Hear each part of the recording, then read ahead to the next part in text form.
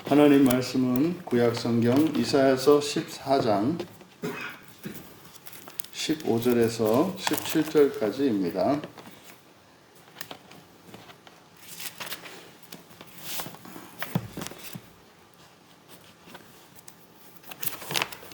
우리 같이 15절에서 17절까지 함께 읽겠습니다. 그러나 이제 네가 수올 곧 구덩이 맨 밑에 떨어짐을 당하리로다. 너를 보는 이가 주목하여 너를 자세히 살펴보며 말하기를 이 사람이 땅을 진동시키며 열국을 놀라게 하며 세계를 황무하게 하며 성읍을 파괴하며 그에게 사로잡힌 자들을 집으로 놓아 보내지 아니하던 자가 아니냐 하리로다. 아멘. 교만한 자의 운명이라는 제목으로 말씀의 은혜를 나누고자 합니다. 지금 본문에서 등장하고 있는 교만한 자는 바벨론 왕으로서 이것이 우리들이 살고 있는 이 세상으로 치자면 바벨론이 1차적으로 이 세상을 의미하겠고, 그래서 이제 종말을 놓고 보았을 때 이제 바벨론과 놓고 보았을 때 하나님 나라의 영광이 아니라 이 세상의 영광을 추구하는, 그리고 하나님 나라보다 이 세상이 더 좋다, 더 뛰어나다라고 하는 그런 세속성, 그것을 이제 바벨론이 나타냅니다. 그런데 지금 이 바벨론이 부활과 관련하여서 나는 이제 정말 부활해서 하나님과 같이 되겠다라고 하는 영적인 교만의 선언을 했습니다. 그런데 15절에서 그러나 이렇게 이야기합니다. 그러니까 지금 여기서 이제 교만한 자라고 하는 것은 일반적인 의미의 교만한 자도 포함이 되겠습니다만, 특별히 우리는 여기서 영적으로 교만한 자를 염두에 두어야 할 것 같습니다. 그러면 그냥 인간적으로 세속적으로 교만한 자라고 하는 것은 그저 이 세상에서 잘 살면 된다, 이 세상에서 다른 사람들보다 앞서고 뛰어나면 된다라고 하는 이것이 일반적인 교만이라면, 이것을 영적으로 교만한 것, 영적인 의미를 부여한다면 나는 틀림없이 첫째 부활한다, 이런 거겠죠. 사실은 이게 우리들이 신앙생활하는 사람들, 우리들이 함께 신앙생활하는 사람들 중에 영적으로 교만한 자는 다른 것이 아니라 나는 틀림없이 첫째 부활한다는 확신을 가지고 있는 사람입니다. 나는 틀림없이 첫째 부활한다. 여러분 늘 말씀드리지 않습니까? 우리들이 가지고 있는, 우리들에게 주신 하나님의 이 부활에 대한 소망이라고 하는 것은 확신과 그리고 불안감 사이다, 이렇게 말씀을 드리잖아요. 그러니까 믿지 못해서 불안해하는 이것과 또 아주 확신하고 있는 이것의 중간입니다. 중간.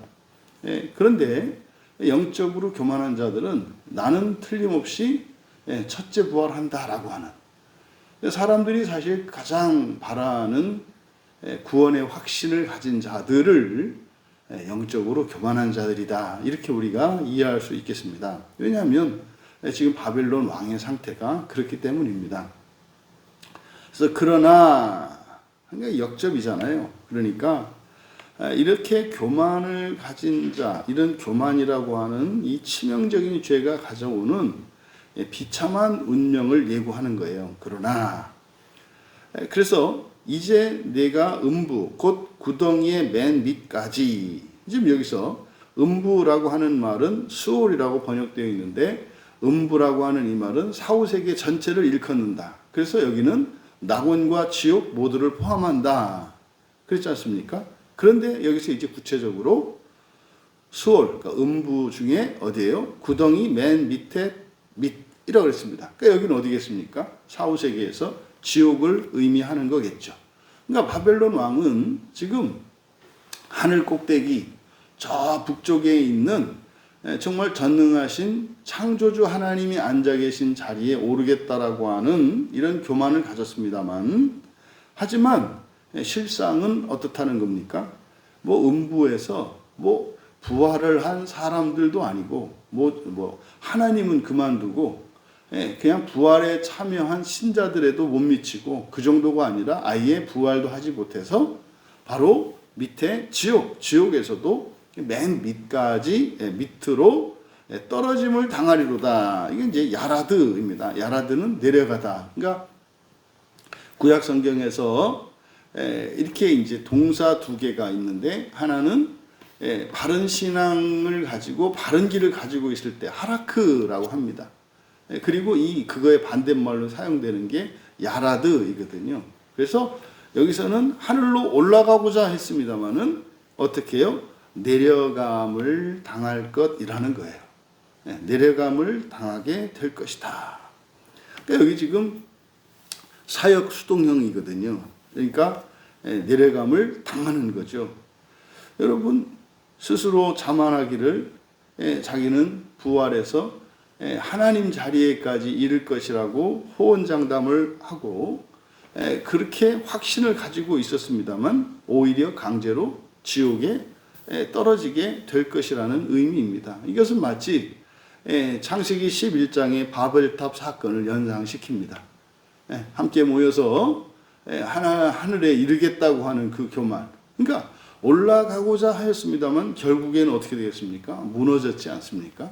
그래서 일반적으로 적용했을 때 경쟁에서 내가 이길 수 있다라고 하는, 맘만 먹으면 내가 힘만 쓰면 할 수 있다라고 하는 일반적인 교만, 또 나는 틀림없이 첫째 부활할 것이라고 하는 영적인 교만, 이것은 굉장히 어리석고 위험한 것이라는 거죠.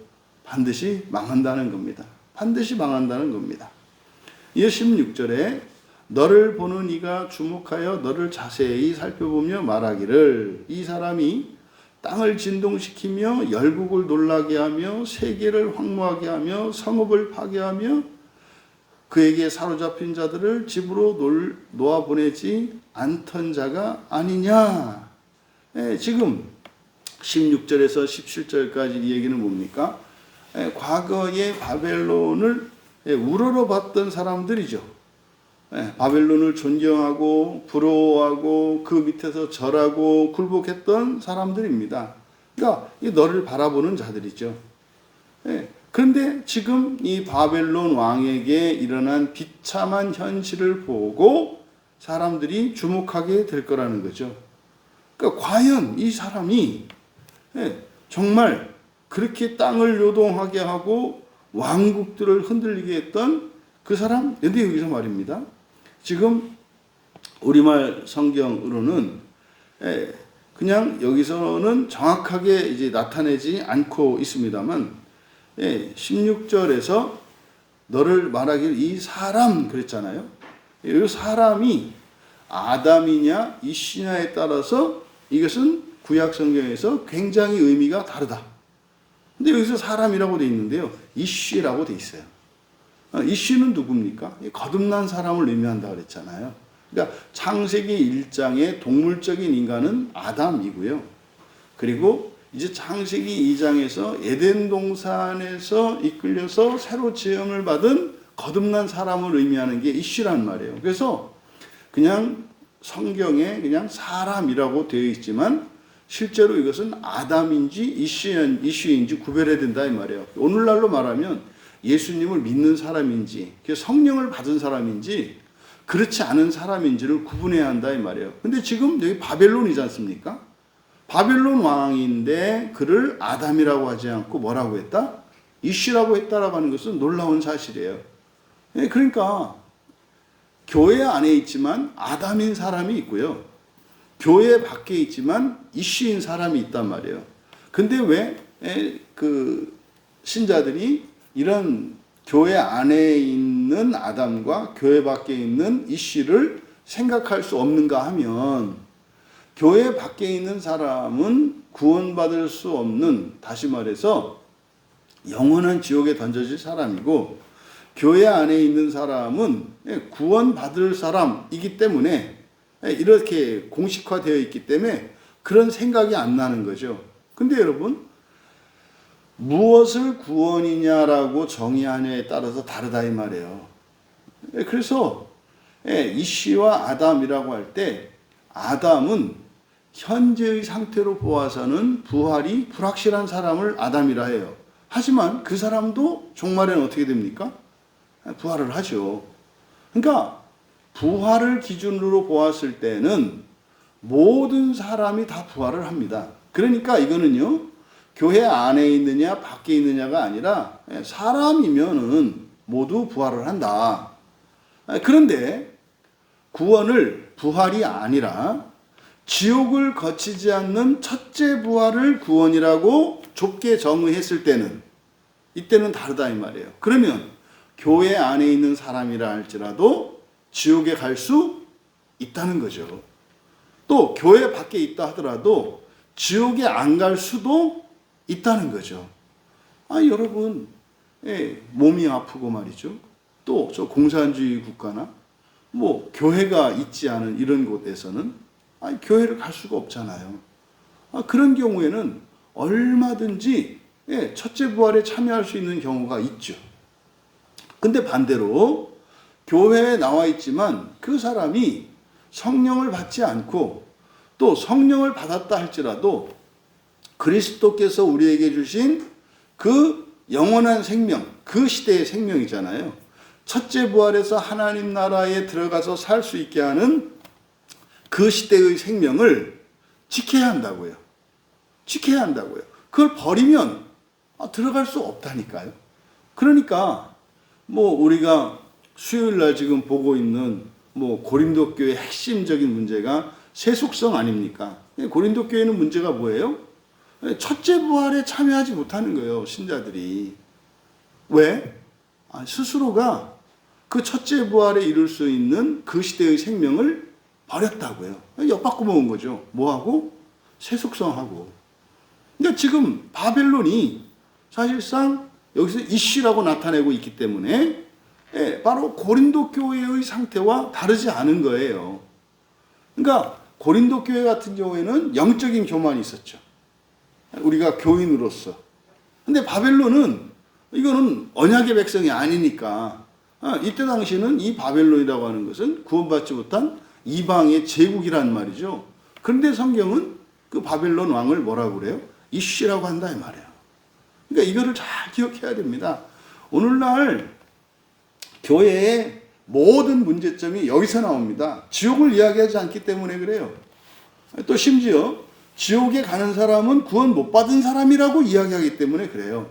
그러니까 이게 지금, 그러니까 교회는 지금 현재 교리적인 모순에 빠져 있기 때문에 문제가 없을 수가 없어요. 그러니까 교인들 자체가, 그리스도인들이 신앙생활을 똑바로 할 수가 없는 이런 오류에 빠져 있습니다. 이게 뭐예요? 이게 잘못된 교리 때문에 그러거든요.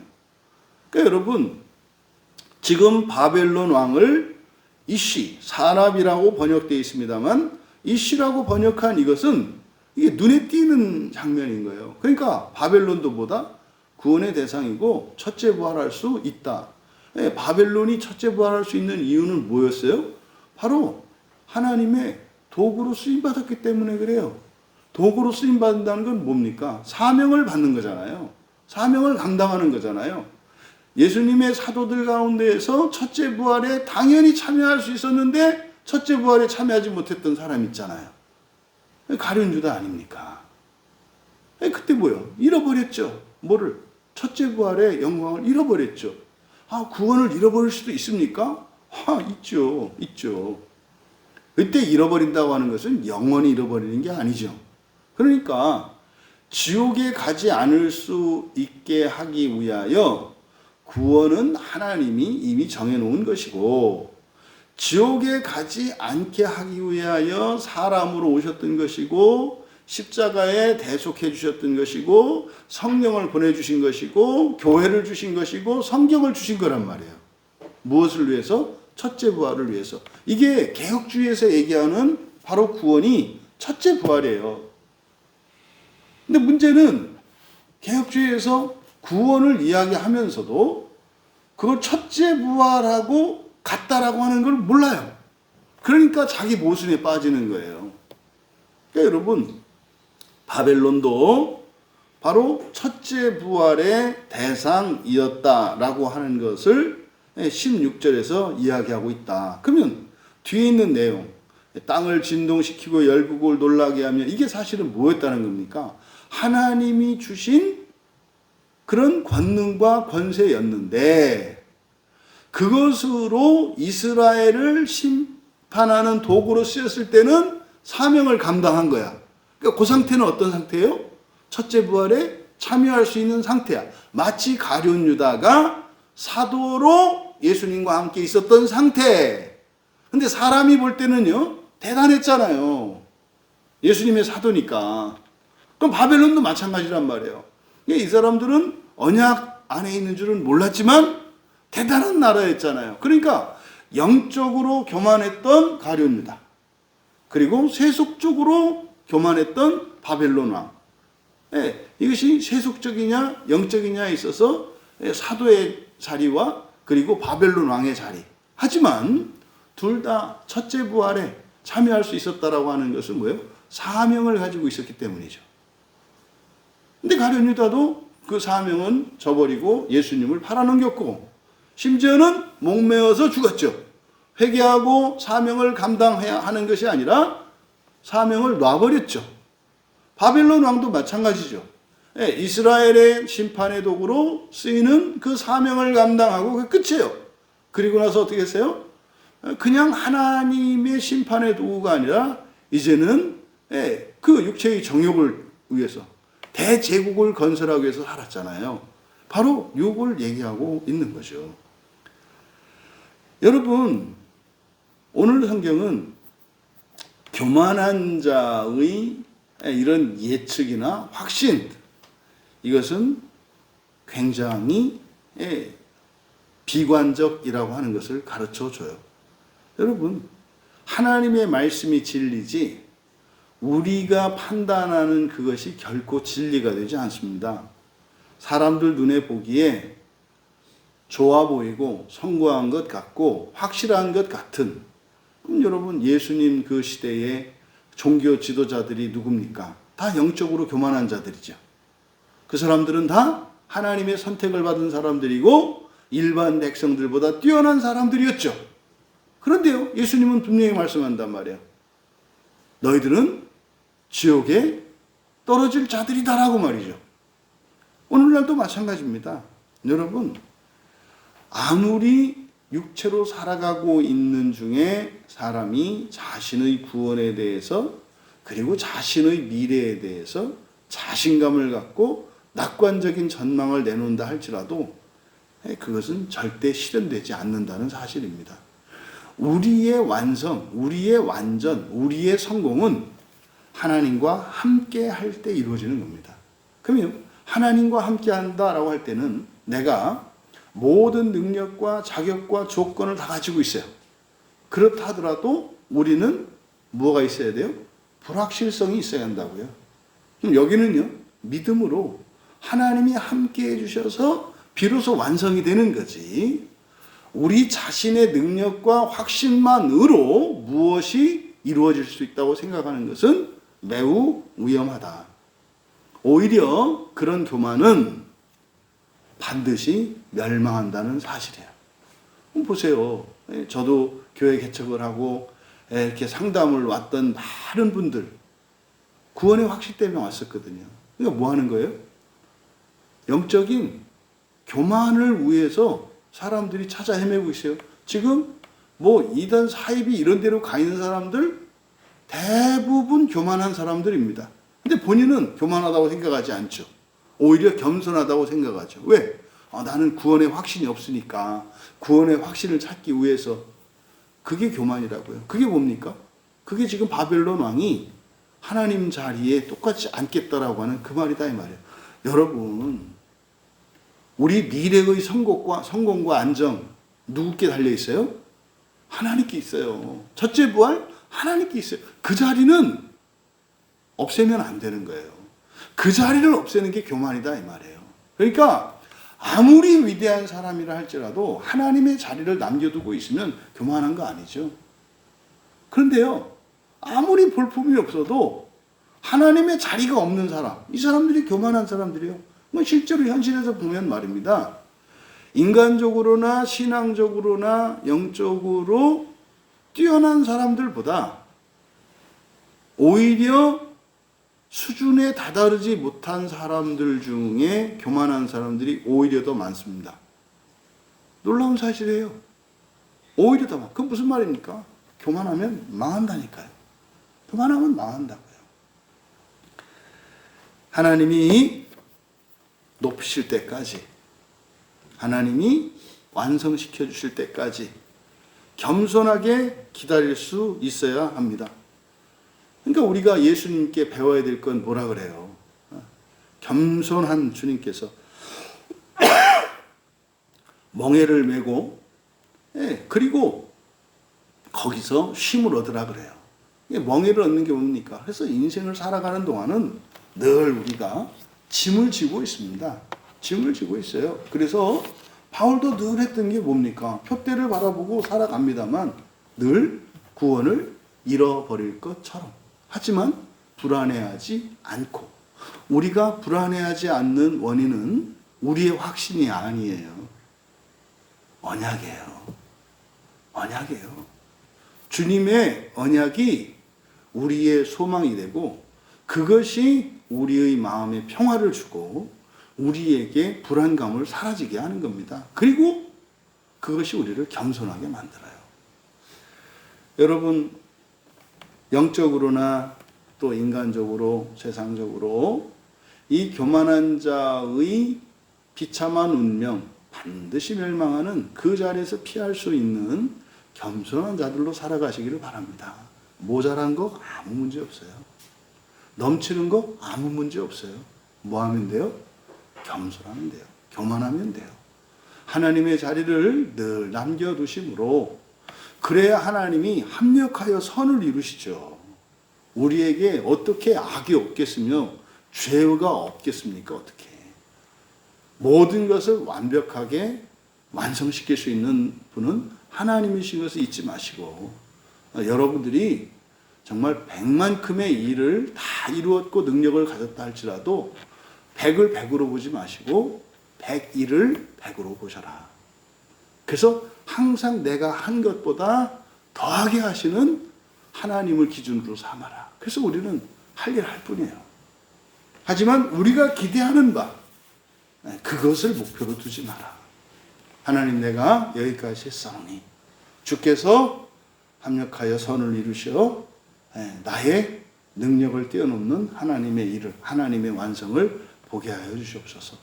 늘 겸손한 자로 그렇게 이 세상을 살아가는 날 동안 날마다 감격하시고 감탄하시고, 그래서 하나님을 사랑하지 않을 수 없는 우리 모두 되시기를, 그래서 종말에 첫째 부활에 임하시기를 주님의 이름으로 축원합니다.